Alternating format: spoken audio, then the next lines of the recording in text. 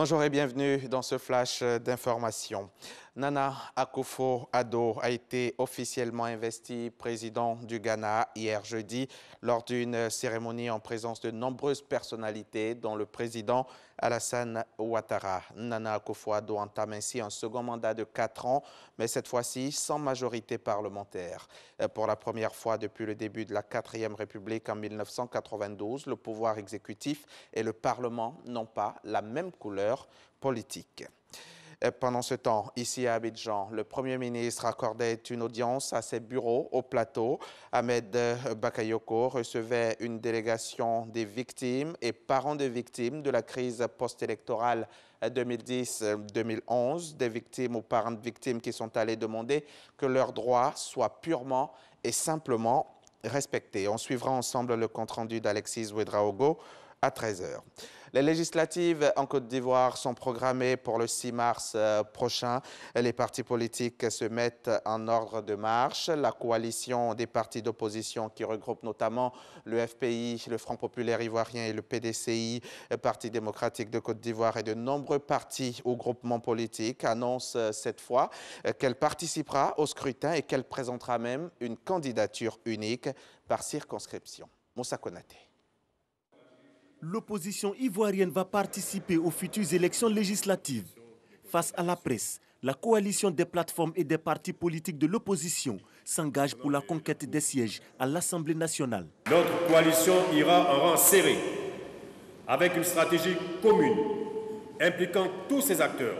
Le débat se situe à ce niveau, au niveau du Parlement. Ce débat se situe au niveau de la représentation de la nation et nous n'avons pas le droit d'y être absents. Nous y allons y aller. Une opposition unie et assurée de sa victoire. Pour cette échéance des législatives, la stratégie adoptée est la candidature unique par circonscription. Nous irons en évitant le plus possible la déperdition de voix. C'est pourquoi nous ferons tout pour éviter les triangulaires.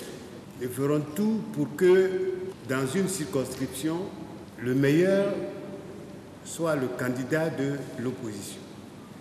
Il n'y aura pas un candidat contre un autre candidat. Il y aura un seul candidat par siège pour le compte de l'opposition. On ne va pas se combattre. On sera ensemble. On sera tous derrière le candidat qui sera choisi. La coalition des plateformes et des partis politiques de l'opposition prévoit des missions d'explication et de sensibilisation afin de galvaniser ses militants.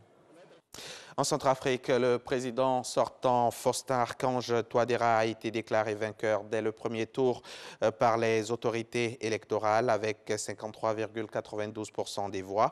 Il s'agit d'un résultat provisoire qui doit encore être validé par la Cour constitutionnelle. La Cour constitutionnelle qui a jusqu'au 19 janvier pour le faire. Mais avant cela, cette même instance devra examiner 3 recours déposés hier auprès de la Cour. Des recours donc pour dénoncer des irrégularités telles que la disparition de bulletins de vote, l'intimidation, l'achat de vote.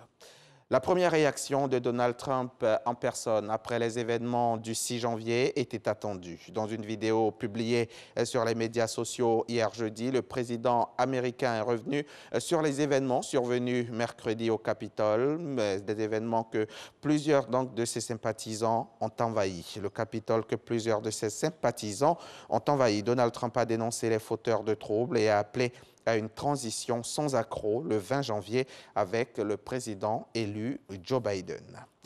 Le Brésil est le pays le plus endeuillé au monde après les États-Unis et le 3e pays le plus touché en nombre de cas confirmés de Covid. Le coronavirus y a déjà tué 200 000 personnes. Ce cap symbolique a été franchi hier jeudi. Le pays compte près de 8 millions de cas confirmés, mais une lueur d'espoir est apparue. Le vaccin de l'entreprise Sinovac est efficace à au moins 78% selon le gouvernement de Sao Paulo, qui est partenaire de l'entreprise chinoise. La vaccination pourrait donc commencer avant la fin du mois de janvier.